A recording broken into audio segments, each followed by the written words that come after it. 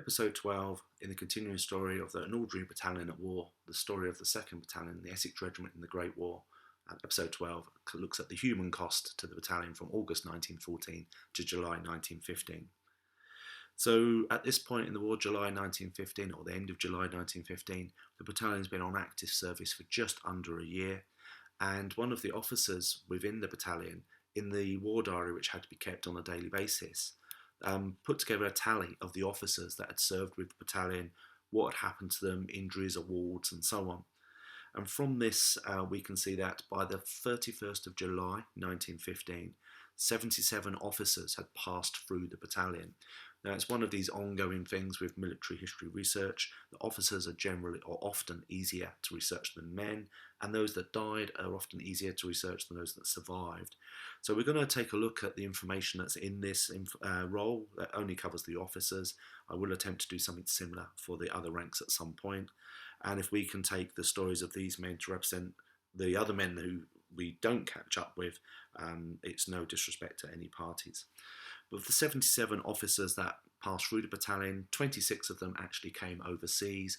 And as you can see from this handwritten entry here, it logs the officer, when they joined the battalion, and remarks about what happened to them. So one of the things they seem to write, first of all, is posts, as in who was in charge, but also then what awards and stuff people were given. So we will start by looking at the awards. So the Distinguished Service Order was one of the highest awards that an officer could get for kind of gallantry and good service. And by the 31st of July 1915, 3 of the officers from the battalion had received them. So working from left to right, the left-hand man is a Lieutenant Howard, as he was at the time. As you can see from this older picture, he does survive the war and move further up in rank. But at the time, he was a lieutenant when he went overseas with the battalion at the end of August 1914. He was to be awarded the DSO on the 27th of October 1914 and was subsequently wounded in action on the 2nd of May 1915 in the fighting in and around Ypres, commonly known as the 2nd Battle of Ypres, and we've already looked at that in a previous episode. In the middle, we have Major Moffat. Now, he again went overseas with the battalion at the end of August 1914. He was to be awarded his DSO on the 16th of February 1915. But he had also been awarded a mention in dispatches on the 20th of November 1914. And this probably relates to the actions on the 21st of October 1914 around Laguerre, which is just to the southeast corner of Plugstreet Wood, which is in itself just south of Ypres, and which Moffat was wounded.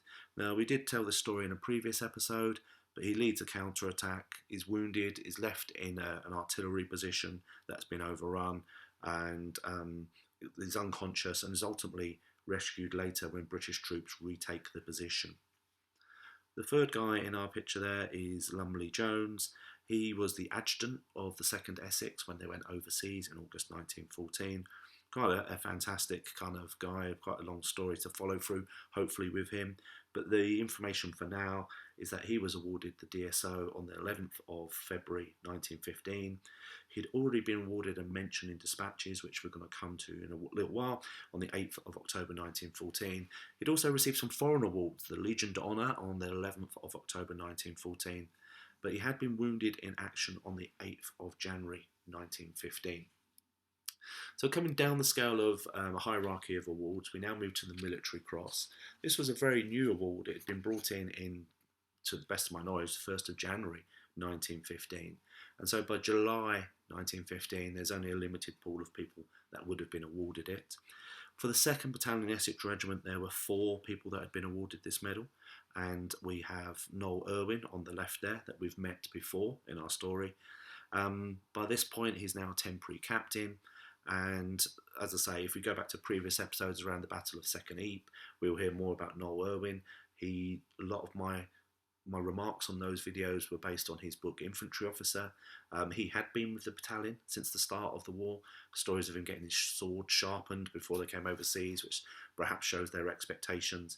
But by now, he's obviously very familiar with the change in warfare, because he's probably awarded his Military Cross for his actions in May 1915 when he leads a counter-attack against the German gas attack near Ypres. Not pictured here is Lieutenant Paul Petchel. We've met him before, the Baroness of Pablesham. He ends up as a temporary captain in October 1914 and is leading a rifle company during much of the fighting around 2nd Ypres. He was wounded in action on the 13th of May 1915, which you might remember is the dates kind of in and around the fighting at Shelltrap Farm, which is to the east of Ypres.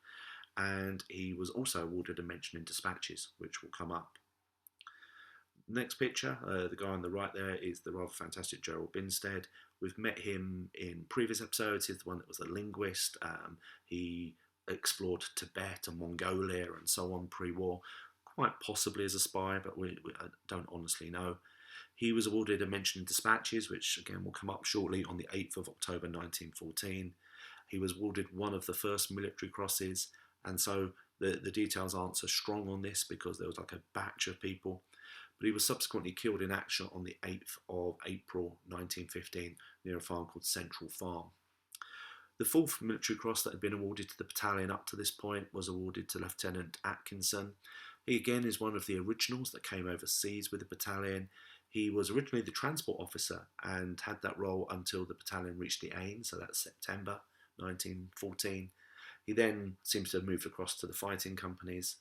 He also was awarded a mention in dispatches, in his case on the 20th of November 1914, and was actually awarded the Military Cross on the 16th of February 1915.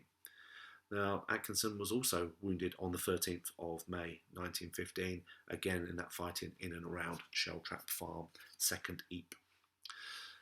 Now, a lower decoration which had been in place for a while was what's called the mention in dispatches, and we can see there's a mass of faces here, so there's a number of people that have been awarded this. The left-hand image is of Lieutenant Colonel Gore Anley, who was originally the battalion commander, but was subsequently to end up as the brigade commander. He was awarded a mention in dispatches on the 8th of October 1914. You might notice this date keeps coming up because it was literally a dispatch, a report sent from the front line by the Commander-in-Chief, Lieutenant French it was at the time, and he's sending it back and he mentions them in the dispatch, hence the title, and obviously normally for good or brave service. There we have Lumley Jones again, and we've already heard about him and some of the other factors that he's been involved in. Next one across from left to right is Major Tufnell. Now, Major Tufnell was wounded on the 14th of September 1914 and was awarded a mention in dispatches again on the 8th of October 1914. We then have Moffat that we've talked about his military cross a minute ago, correction about his DSO a minute ago. He was awarded mention dispatches on the 20th of November 1914. Binstead, I've just been talking about him. He was 8th of October 1914. And we also have Freestone there, who was the lieutenant and quartermaster, and he was awarded a mention dispatches as well. Not shown on here is Lieutenant Atkinson, that we talked about, formerly the transport officer, and Lieutenant Petchel, the Baroness of Pablesham, who had been fighting with a rifle company. So if they're the awards, what cost did this come at? Well, quite heavy costs really to the battalion. 11 officers had been killed at this point, and you will see there's not 11 pictures there, so we're just going to have a look at a few of them to represent the rest. Bottom left is Captain Vandeleur. Now, Captain Vandeleur was killed in the battalion's first action on the 26th of August 1914. He'd been educated at Wellington College, and he'd served in India and served in South Africa, and he was potentially moving between two rifle companies at the time when he was killed. Next one across on the lower road is Philip Barrell. Now, he was an Essex man born in Fratton and brought up around that area. He joined the Essex Regiment, but as a other rank, and served in South Africa, and ultimately moved up through the ranks to sergeant, and then was commissioned after 14 years in the ranks. He was killed on the 1st of May 1915, so as is being said very frequently, this is in the fighting around 2nd Ypres. His brother, who served with the 1st Battalion, the Essex Regiment, was also killed at Gallipoli, if my memory serves me correctly. Gerald Binstead, we've seen him and we heard about the work that he's done up until the point he's killed on the 8th of April 1915 at Central Farm. Next one across on the bottom row, the far right, is Noel Bavin. Now, Noel was a young man from Norwich, and he was killed on the 23rd of May 1915. and he's the one that we have, I think it's Moneypenny's account of coming into the trench, and there's not enough remains for Bavin to fill a sandbag after he's hit by shell fire. Now Bavin he's buried. It has a known grave in one of the cemeteries by Ypres, so I don't know quite how Moneypenny's story stacks up against that, but that is Noel Bavin. Going back to the top row on the left-hand side, that's James Vance.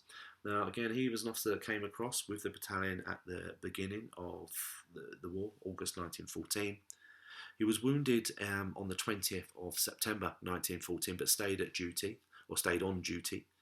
He was subsequently killed, though, on the 21st of October 1914, and this is the same action in which Moffat is wounded, the fighting at Laguerre, just to the southeast of Plugstreet Wood.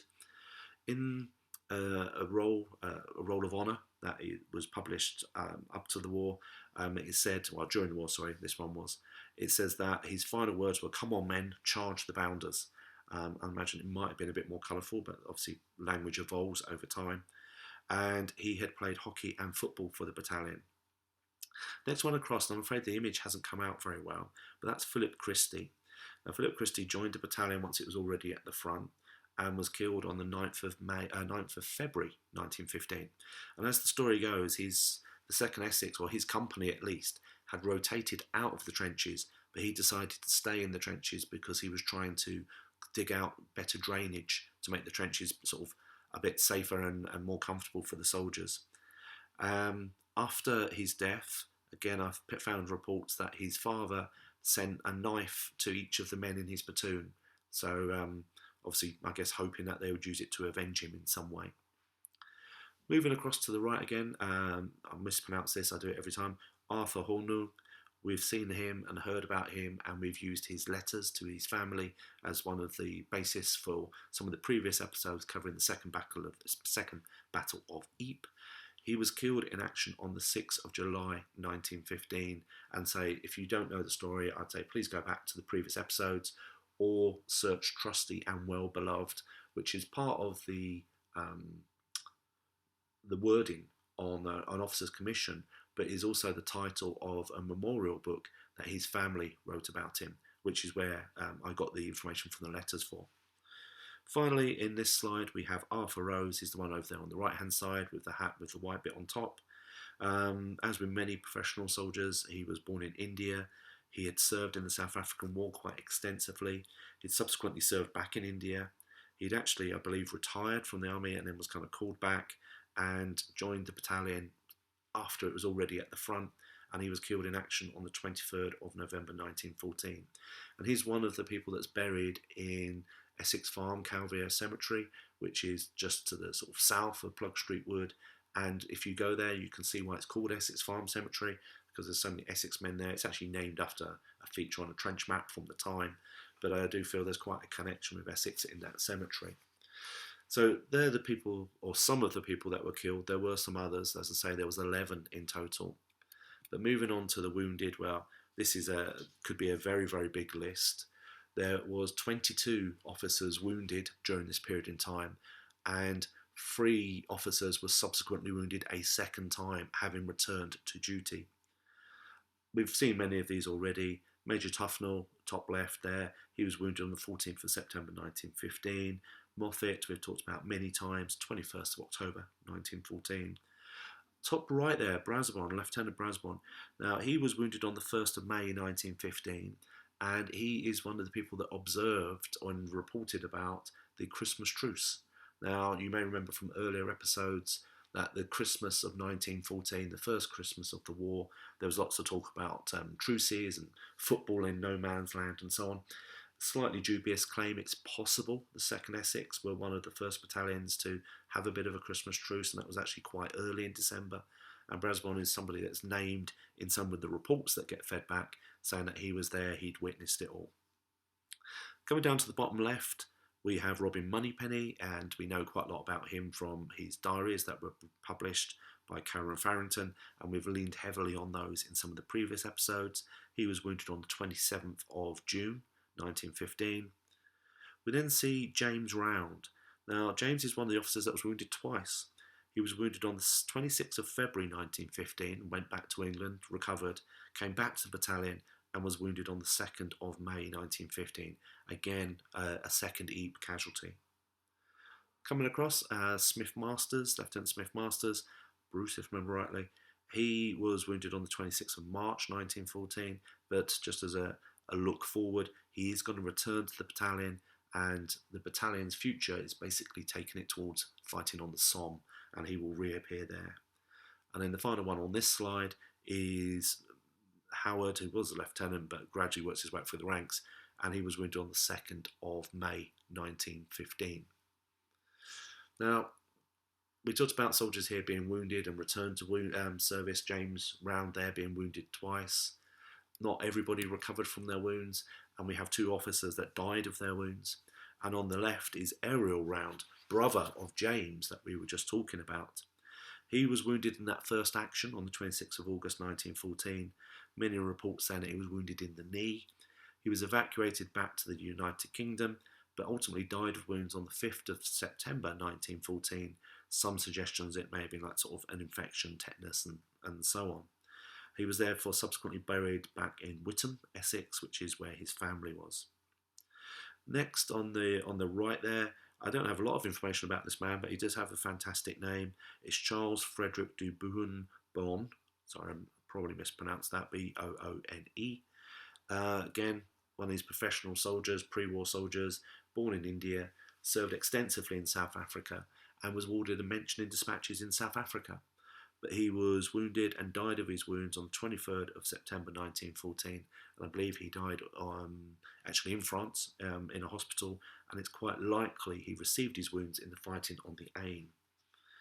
Now, in military terms, when they talk about casualties, they mean kind of killed, wounded, people that have been detached from the unit and so on, but there's also a category for people that are missing, and Lieutenant Northey here is one of the soldiers at the 2nd Battalion at the time considered to be missing. He'd gone missing on the 26th of August 1914, which is that first fighting at Le Cateau. Not the first fighting for the British Army, but the first fighting that the 2nd Battalion had been involved in, and was subsequently found to have been killed on that day. At this point in time, the 31st of July 1915, there was another casualty that there's a question mark over, and that's Lieutenant Pearce. And it's believed that he's been taken prisoner of war on the 21st of October 1914. Again, back at that fighting at La Guerre, just by Plugstreet Wood, Moffat injured, and so on and so forth. And it's correct, he is a prisoner of war. Now, I am very conscious that the story that I'm telling so far is all about the officers, and I've already mentioned that's because it's based off of that information that's in the war diary. So if you can get hold of the war diary online or printed copy, you'll be able to see that yourself and see the data I've taken from. But I mentioned there's 77 officers. Well, obviously there was many, many more other ranks within the battalion. I've shown this before, but I've been trying to develop a small database to kind of show details of the officers and men as they come and go from the battalion. You can see here that I've sort of sorted it by date order, and we've got to the 31st of July 1915, which is the day that that officers list was written. And we can see we're up to sort of 800 plus entries. That's because it sometimes has double entries where people have been wounded more than once. It sometimes has double entries where someone's been wounded and then died. But looking at the period in question, between August 1914 and the 31st of July 1915, my research would suggest that over 450 other ranks have been killed or died, whether of wounds or illness. There's one soldier dies in the UK before the battalion goes overseas. So almost 1 year into the war, we can see the cost to the battalion. We have had a number of officers killed, 11 officers killed, a further 2 that have died of wounds. We have had 22 wounded officers. We've had 3 officers wounded a second time. There's one that's believed to be a prisoner of war, and is. There's one that's been missing, but is dead. There's one that's been posted to another thing, brigade headquarters or something like that. 24 officers have gone sick at some point, and one of them has gone sick a second time. And we can see here that over 450 other ranks have been killed or died. And it's often quoted that the sort of ratio of dead to wounded can be something to the factor of 2 to 3. So if that was correct, that would mean somewhere in the region of 900 plus soldiers, other ranks, have been wounded during this period of time. So episode 12 was to have a quick look at the human cost to the 2nd Battalion so far in fighting this war. I know it's very officer centric. I've hopefully put my mitigation in on that already. I will attempt to return and do something similar for the other ranks when I can get sufficient data together. But at July 1915, the battalion's about to enter a quiet period. It's then going to move itself further south, and it's going to end up on the Somme, and that's where we're going to pick it up in our next episode as they prepare for the fighting in 1916, the Battle of the Somme.